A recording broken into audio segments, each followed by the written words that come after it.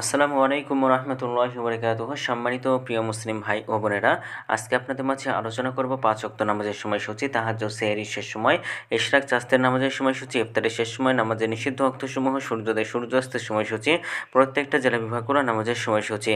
তো আজকে রবিবার 12 জুলাই 2026 ইংরেজি, 28 আষাঢ় 1432 বাংলা, 26 মুহররম 1447 হিজরি, ঢাকা এবং পার্শ্ববর্তী এলাকার নামাজের সময়সূচিগুলো তুলে ধরব। তারপরে অন্যান্য জেলা বিভাগগুলোর নামাজের সময়সূচিগুলো তুলে ধরবো। তো যে যেখানে ভিডিও দেখছেন কমেন্ট করে জানাবেন। আজকে ঢাকা মতো পার্শ্ববর্তী এলাকার ফজরের নামাজের রক্ত শুরু হবে 3:53 শেষ হবে 5:17। জোহরের নামাজের রক্ত শুরু হবে 12:07 শেষ হবে 4:42। আসরের নামাজের রক্ত শুরু হবে 4:43 শেষ হবে 6:32।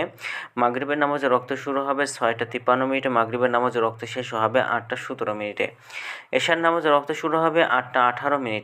এশার নামাজের রক্ত আজকে শেষ হবে 3:48, অর্থাৎ সুবেহ সাদিকের পূর্ব পর্যন্ত এশার সময় বিদ্যমান থাকে, অর্থাৎ এর মধ্যেই আপনাকে নামাজ পড়তে পারবেন। আজকে ঢাকা মতো পার্শ্ববর্তী এলাকার সেহরির শেষ সময় হলো 3:47, আর ইফতারের সময় হলো সন্ধ্যা 6:53।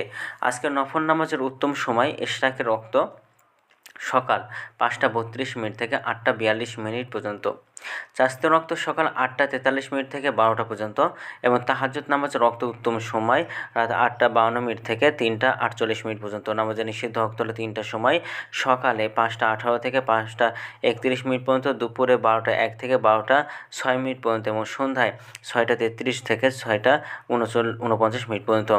এছাড়াও ঢাকার মতো পার্শ্ববর্তী এলাকার নামাজের সময়সূচি এখন আলোচনা করব। বিভাগীয় শহরের জন্য উল্লিখিত সময়ের সঙ্গে যেসব বিভাগের সময় আপনারা যোগ বিয়োগ করবেন তাহলে এই, অর্থাৎ আপনারা বিয়োগ করবেন চট্টগ্রামে 5 মিনিট এবং সিলেটে 6 মিনিট কম করবেন। ঢাকা মতো পার্শ্ববর্তী এলাকার যে নামাজের সময়সূচিটা রয়েছে সেখান থেকে দুইটা বিভাগে একটু কম করবেন। যোগ করবেন খুলনাতে 3 minute, Rajshahi 7 minute, Rangpur 8 minute, বরিশালে 1 মিনিট বেশি করবেন।